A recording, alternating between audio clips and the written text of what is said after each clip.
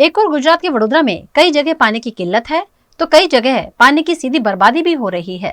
वडोदरा में काला घोड़ा निकट विश्वामित्री ब्रिज के पास एयर वॉल्व में से करोड़ों गैलन पीने का पानी लीकेज होकर सीधा विश्वामित्री नदी में जा रहा है।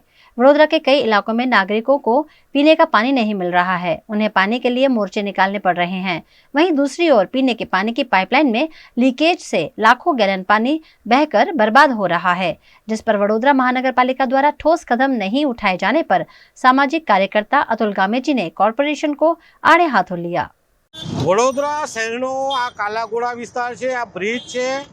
ब्रिज पर જોઈ શકો છો કે એર વાલ લીકેજ થવાના કારણે પીવાનું પાણી કરોડો ગેલન પીવાનું પાણી સીધું આ રીતનું ઉભરાઈને વિશ્વામિત્રી નદીમાં જઈ રહ્યું છે।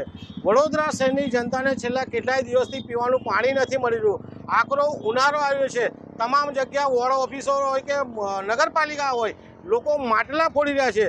વડોદરા શહેરની જનતા વેરો ભરી રહી છે, વેરાનું વળતર મળવું છે, વળતર નથી મળતું, પાણી નથી મળતું, સુવિધાઓ નથી મળતી અને આ પીવાનું પાણી સીધું વિશ્વામિત્રી નદીમાં વહી રહ્યું છે। 1 કલાકથી વધારે સમય થઈ ગયો છે, ત્યારે આ વડોદરા મહાનગરપાલિકાના આ જાડી ચામડીના સત્તાધીશો, આ જાડી ચામડીના અધિકારીઓ શું વહીવટ કરી રહ્યા છે ખબર પડતી નથી।